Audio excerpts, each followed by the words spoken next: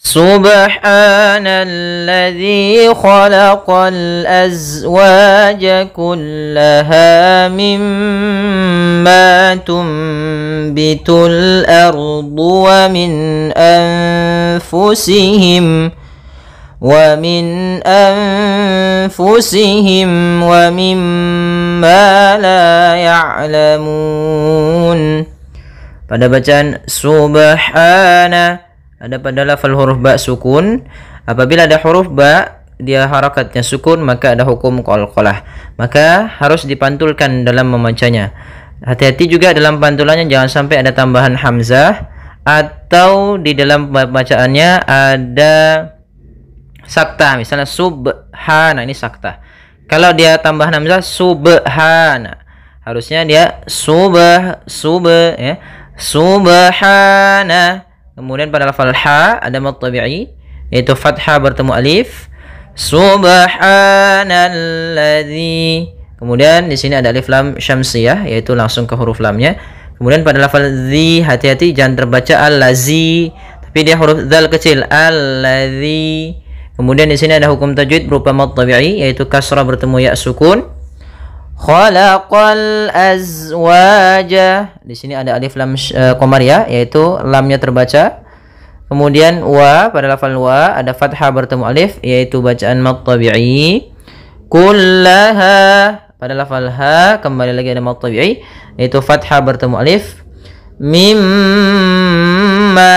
pada lafal mimma, ada bacaan gunnah pada lafal mim yang bertasydid, maka wa gunna miman thumma nunan syuddidah, dan gunnahkan huruf mim dan nun ketika ia bertasydid. Maka ketika ada mim bertasydid, suara nya atau suara gunnahnya ditahan. Mimma, dua harakat.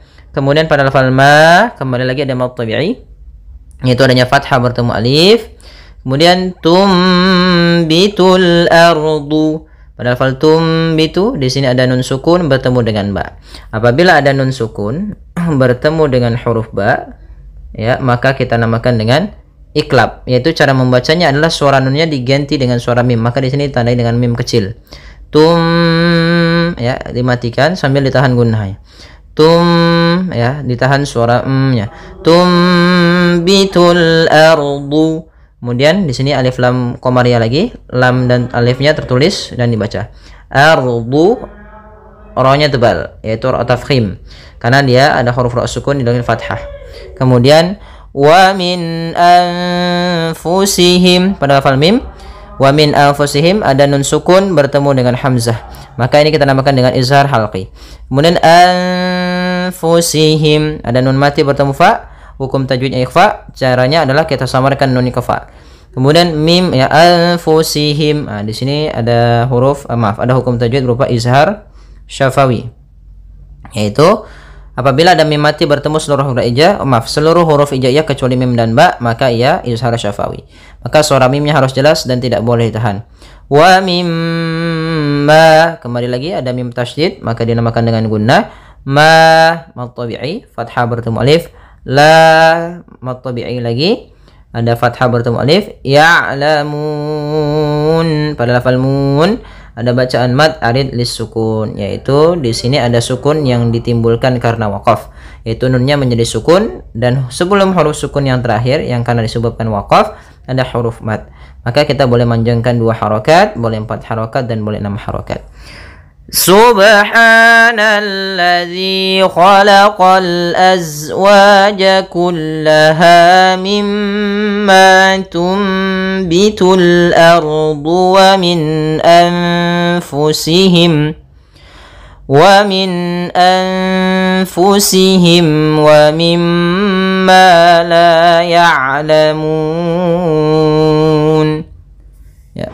Wa ayatul lahumul lailu nasnakhu minhun nahara fa idahum muzlimun. Pada bacaan wa ayatun, di sini ada ada hamzah datang setelahnya huruf mad, maka kita namakan dengan mad badal, yaitu apabila ada huruf hamzah datang setelahnya huruf mad, baik itu waw, alif ataupun ya, maka kita namakan dengan mad badal. Kemudian pada lafal wa ayatul lahumu, tullahumu, di sini ada bacaan idgham bila gunnah, yaitu idgham artinya memasukkan, bila gunnah tanpa gunnah, tanpa menahan. Maka kita masukkan apa yang dimasukkan? Masukkan ada tanwinnya, tun langsung ke lam, sehingga suara n-nya hilang, langsung masuk ke lam, sehingga langsung dibaca dengan idgham kamil. Wa ayatul lahum, langsung masuk lam dan tanwinnya hilang suaranya. Wa ayatul lahumul lailu, pada lafal lahumul la, ya di sini ada bacaan alif lam syamsiyah, yaitu alif lam yang tertulis tapi tidak dibaca, langsung ke huruf lam. Lailu, pada lafal lailu di sini ada bacaan lin, yaitu ditandai dengan fathah bertemu dengan ya sukun. Kemudian lahumul lailu nas, ya pada lafal nas lahu, ya sinnya sempurnakan, sifat apa namanya hamasnya, naslahu, naslahu. Nah, dia juga ada sifat sofir, naslahu minhun, nah khonya tebal. Kemudian minhu ada izhar halqi, yaitu adanya nun sukun bertemu dengan ha, yang mana ha termasuk huruf-huruf yang kita keluarkan dari al-halq, yaitu tenggorokan kita, maka suara nunnya harus jelas. Minhu, tidak boleh ditahan, tidak boleh minhu, ya tidak boleh minna. Kemudian di sini ada an-nahara, maaf kelewatan, pada lafal nun di sini ada hukum gunnah, pembacaan gunnah, yaitu ditandai dengan nun sukun yang berharakat, nun yang berharakat tasydid. Apabila ada nun berharakat tasydid, maka ia bacaan gunnah. Minhun nahara. Kemudian pada ha ada mad tabi'i, yaitu fathah bertemu alif. Faiza, hati-hati dalam lafal fa, jangan dibaca pa tapi fa, alirkan nafas kita. Iza, za juga hati-hati, jangan sampai terbaca dengan za tapi dia zal, ya huruf zal, maka za ujung lidah menempel dengan gigi sari kita. Maka di sini pada lafal za ada mad tabi'i, fathah bertemu alif. Faiza mad tabi'i. Kemudian hum muzlimun, hum muzlimun, ada mim mati bertemu mim, maka kita namakan hukum tajwidnya idgham mimi. Cara membacanya, masukkan mimnya kepada mim setelahnya dan ditahan. Hum, tahan gunnahnya. Muzlimun, Allah jangan dibaca muz, jangan juga muz, ya, tapi dia mudza, muzlimun, yaitu kemudian di sini ada huruf waw yang huruf mad sebelum huruf akhir. Apabila kita mewakafkan atau berhenti pada huruf akhir dan sebelumnya ada huruf mad, kemudian huruf terakhir menjadi sukun disebabkan karena kita wakaf, maka kita namakan dengan mad arid disukun. Panjangnya berapa harakat? Panjangnya boleh 2, boleh 4, boleh 6. Kita ulang lagi. Wa ayatul lahumul lailu naslakhu minhun nahara fa idza hum muzlimun. Wasyamsu tajri limustaqarrin laha dzalika taqdirul azizil alim. Pada bacaan wasyamsu di sini ada alif lam syamsiyah, yang mana alif dan lamnya tertulis, akan tetapi alif dan lamnya tidak dibaca, sehingga kita langsung baca ke huruf setelahnya, yang mana sya termasuk huruf syamsiyah. Wasyamsu, kemudian tajri, tajri pada lafal jim, ini ada jim sukun atau jim mati, maka ia kita namakan dengan bacaan qalqalah, yang mana suara jimnya harus memantul. Taj, tapi tidak disaktah seperti ini. Tajri itu jadi sakta, atau dia menambah huruf tajri, nah itu tambah harokat hamzah atau tambah huruf hamzah, sehingga dia cara baik yang benar dalam memaflakannya tajri, tajri. Maka wasyamsu tajri, nah, kemudian ri di sini ada mad tabi'i, yaitu kasrah bertemu ya.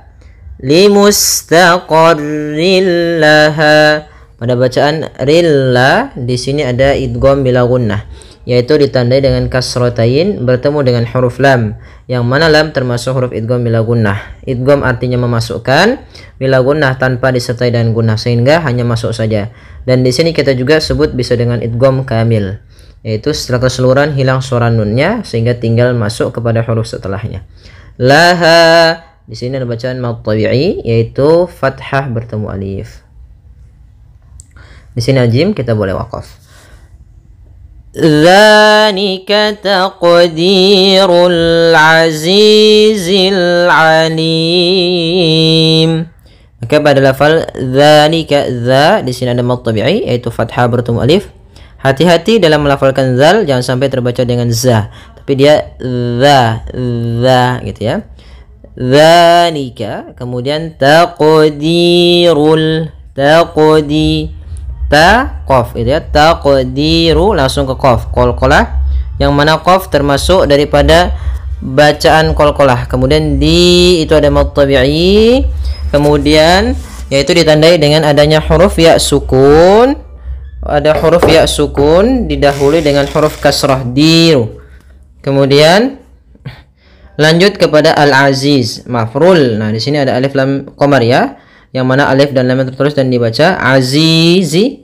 Pada lafal zi, yaitu ada mad tabi'i kembali, yaitu kasrah bertemu dengannya, azizi. Kemudian al-alim, azizil alim. Pada lafal alim ada bacaan mad arid disukun, yaitu bacaan yang terjadi ketika ada huruf yang dia kita wakafkan dan kemudian menjadi mati. Awalnya al-alimi, kemudian mati mimnya, dan sebelum huruf matinya ada huruf mad, sehingga mad arid sukun terjadi, yaitu pada akhir bacaan, yang mana huruf sebelum akhirnya ada huruf mad.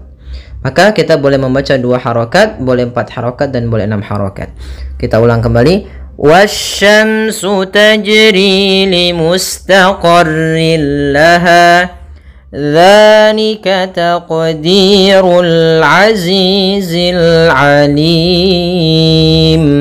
والقمر قدرناه منازل حتى عاد كالعرجون القديم. Pada bacaan wal qamara, di sini ada alif lam qamariyah, yaitu ada alif dan lam tertulis dan dibaca bertemu dengan huruf qamariyah, salah satunya ada huruf qaf, maka lamnya dibaca dengan jelas. Wal qamara, ro-nya tebal karena ro berharakat fathah. Qaddarnahu, sama ro sukun di dalam huruf fathah, maka ro-nya tebal. Qaddarna, tidak dibaca qaddarna, tapi dia qaddarnahu. Pada lafal na ada hukum tajwid berupa mad tabi'i, yaitu adanya fathah bertemu dengan alif. Manazila, pada lafal na ada mad tabi'i kembali, yaitu adanya fathah bertemu alif. Hatta, pada lafal hatta, di sini ada ta yang bertemu dengan alif yang berbentuk ya. Nah, di sini kita namakan kalau dalam bahasa Arab alif manqusah. Nah, sedangkan di sini kita atau bisa disebut dengan alif bengkok gitu ya. Nah, ini ada alif, maaf, ada fathah bertemu alif yang kecil di atas huruf ya. Kemudian ada, pada lafal ada fathah bertemu alif. Kemudian kal, nah, sama kembali di sini alif lam qamariyah. Urjuni, pada lafal u ketemu ro sukun, maka di sini ro-nya ro tafkhim, ro tebal. Kemudian juni ada mad tabi'i, yaitu dhammah bertemu waw yang sukun atau tidak berharakat. Nil qadim, kembali lagi ada alif lam qamariyah. Kemudian pada lafal al-qadim ada mad arid disukun, yaitu ditandai dengan ada huruf mim yang kita wakafkan menjadi huruf sukun, sebelumnya ada huruf mad. Maka apabila kita mendapati ada huruf mad sebelum huruf terakhir, kemudian kita wakaf dan kita matikan huruf terakhirnya, maka kita namakan dengan mad arid disukun. Panjangnya boleh 2 harokat, boleh 4 harokat, boleh 6 harokat.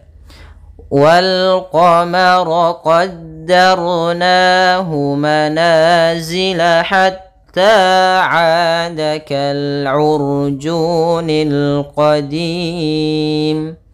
Ya, semoga bermanfaat. Jazakumullahu khairan.